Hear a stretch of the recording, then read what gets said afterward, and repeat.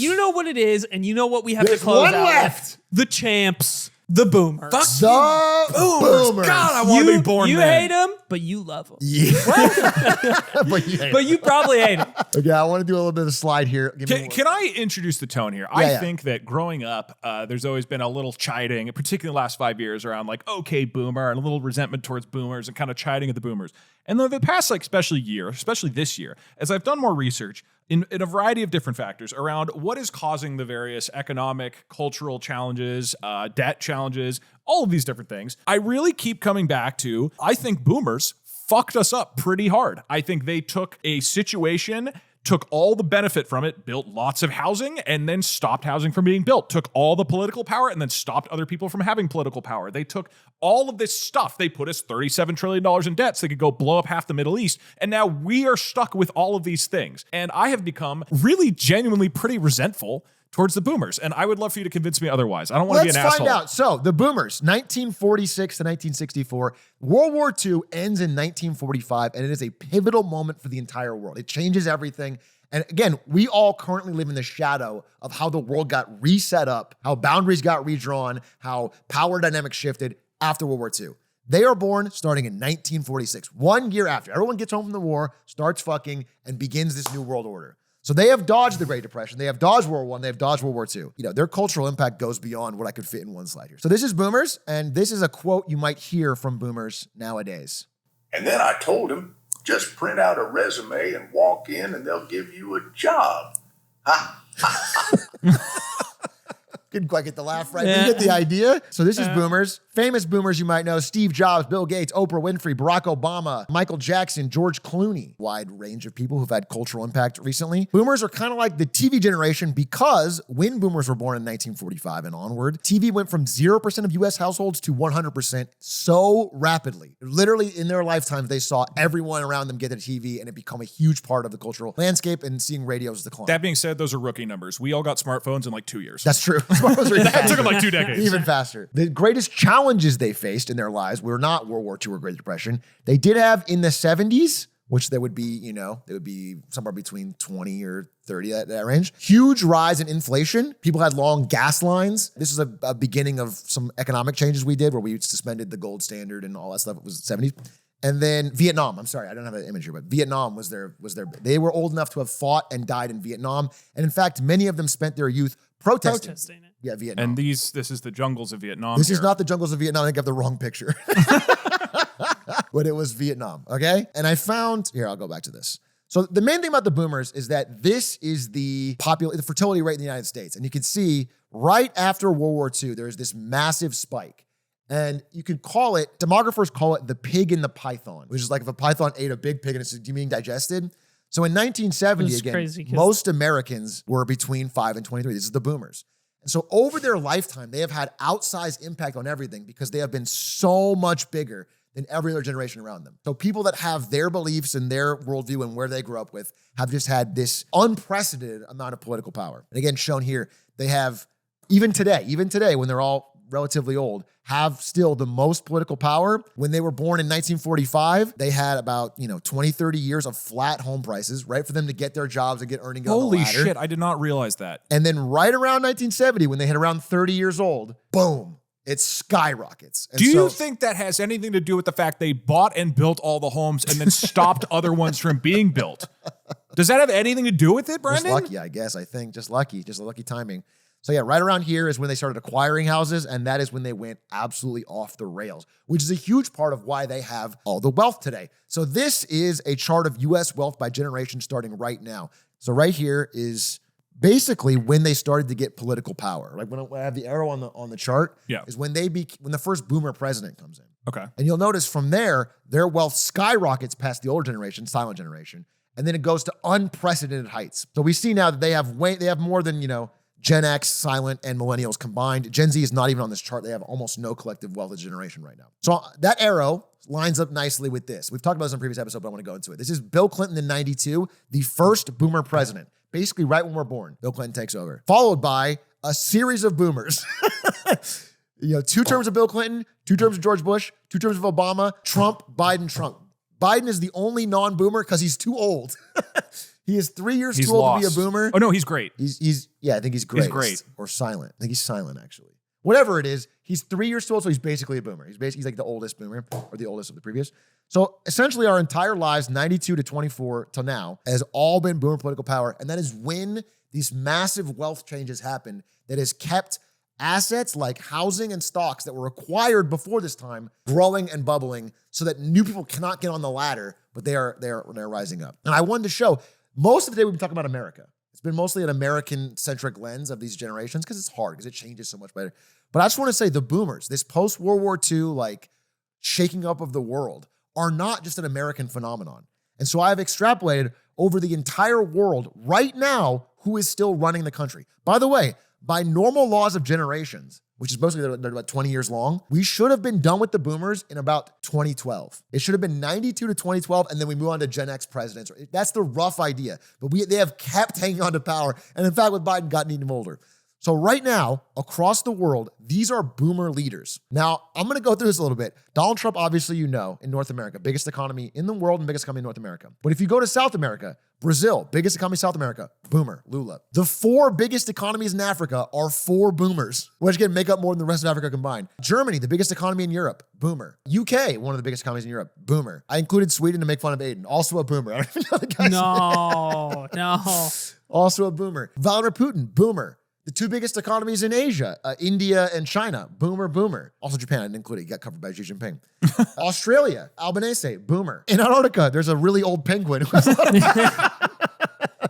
a lot of power. So we are currently living in a truly, and by the way, I added up the GDPs of all these countries. It's like well more than half of the world population and well above like 70% of the world economy. So it's like we are in a boomer-dominated world, top to bottom. Across all countries, they have all of the wealth and all of the power, no matter where you go, no matter which continent you're on. Because of the dropping fertility rate in the world, the idea is that the oldest generation will always be the most powerful going forward. Like it's because old people live longer and we're not having enough new babies. Once the boomers die off, the next oldest will take over. Which, by the way, if you look at this little bump here, is millennials.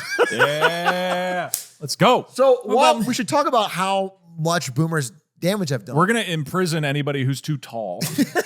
Yeah, we're too Aiden-y. You got to engender yourself to us a little more. Okay.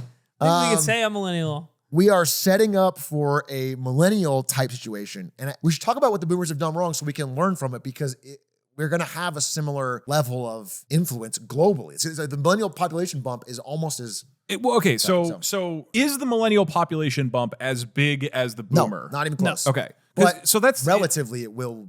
Okay, because we're going to be the biggest. We're going to have the most control technically, but not in the way the boomers have, where they have this unbelievably large just percentage of people, right? That's right. Okay. Yeah. I mean, I'll again, still take that. Gen Z is almost just as big as millennials, to be honest. It's a little bit, I think it's a little smaller. Because we're both way smaller than boomers. Like neither generation is even close to how big they were. So that's boomers in a nutshell. They really have, one thing I want to say, the idea is that when boomers were young and they had this big population bump, the things they cared most about were like getting out of Vietnam, student protest, things like that. And they got those things done. They made impact. Then as they grew older, they started to care more about like housing affordability, whatever. Like the things they cared about have been priority number 1 for America their entire lives.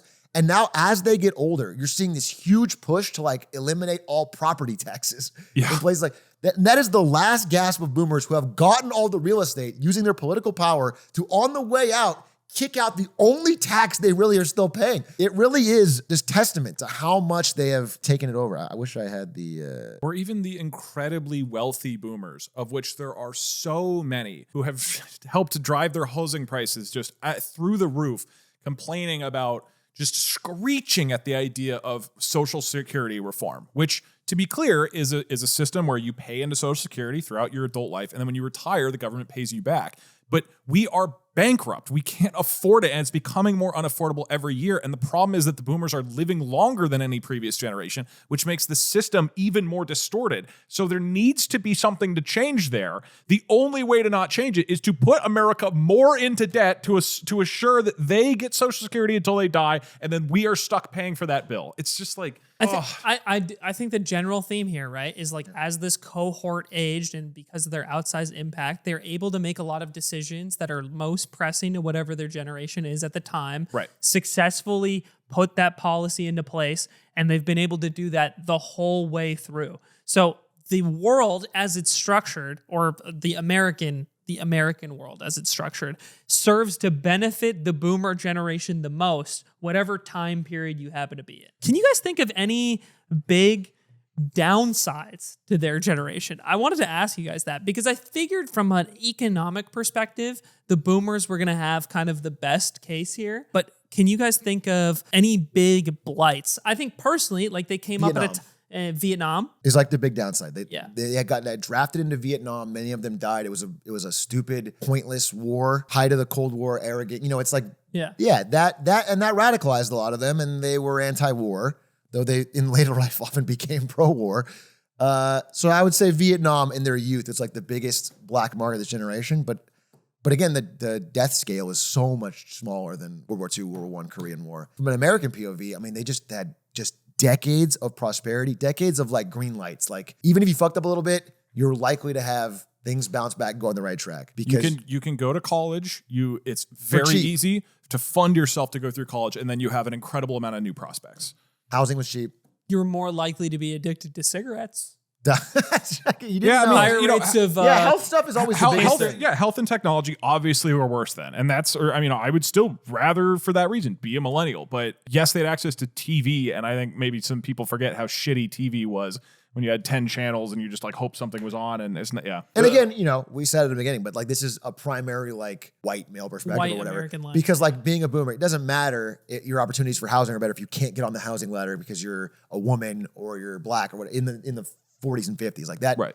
You're screwing that. But they did get to see so the thing about baby boomers, I think that's the truism about this thing is like everything was getting better. Decade after decade after decade, they were seeing new technologies make lives better immediately. They were seeing like civil rights progress make progress. Like things were measurably getting better. Yeah, I was going to say this is the generation leading the charge with a lot of the like movements for equality. Yeah, that's true. They were the people. Not as much as us, but yeah, they were not bad. All right. I have this this video from the currently leaving Prime Minister of France, who is trying to pass a balanced budget, who could not get it passed. He couldn't get people to politically agree because they couldn't decide whether they should cut spending or whether they should raise taxes, and they tried to do a little bit of both, and he couldn't get it through. And he said this on the way out. This is translated with, I don't know, some kind of technology, but so it's not his actual voice, but this is what it sounds like. He's talking about boomers, and he is a boomer, by the way. He's talking about boomers in France. This is not just an American phenomenon, basically, this boomer thing. They're the ones who are the victims. They're the ones who will have to pay off the debt for their entire lives.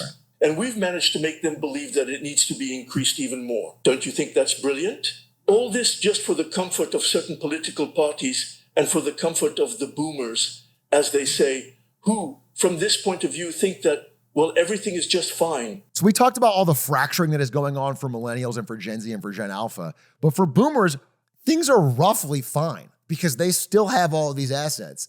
And so they are like on the way out the door, just making sure that no money goes towards solving any of these new problems and only goes to keeping what they had afloat, just keeping it afloat. For example, the largest voting bloc in the United States is boomers, and they voted to keep cutting taxes in the big, beautiful bill and put us more in debt. Well, I'll say none of them are going to have to deal with that. By the time that happened, millennials are the biggest voting bloc in America. However, we don't vote at higher rates. Like there's more millennial voters, but boomers vote like way higher rates. Right. So they, With that being said, similar to Gen X, and maybe even more solidly, I think you could make an argument that this was the best generation to be born into. I'm on this list. I think, obviously variations in circumstance, I'd put an asterisk on that. But I think in a lot of ways, you could argue that this was the best generation to be born into. Would you guys pick boomers? It's hard to imagine giving up what I have access to now. I think definitively it's very hard to argue that it was not the best generation to be born into. If you are rolling a die and you want to ensure you have the best outcome and the highest likelihood of becoming wealthy and having all these incredible benefits, it is clearly the baby boomer generation. You have so much more power and influence. And we have seen how they have made everything benefit themselves and fuck everybody else and pull up the ladder. That being said, me individually, I have no interest in being alive in 1970. Right. I want to make videos and play video games and build interesting creative things. And the world is a million times more adapted for that now. So like, no, absolutely not. I would rather be any of the more recent ones. I think it's tough. So I looked it up, and even though we do say that there's obviously more racism back then, the racial wealth gap among boomers still exists. Like black boomers have all of the wealth among black people in America. Like, so even if you were not white, you probably have a better economic opportunity being born as a boomer. Now, there's probably a difference between women who couldn't have the same access to like bank accounts and jobs, but basically as a man, either way, you're probably getting more economic opportunities as a boomer.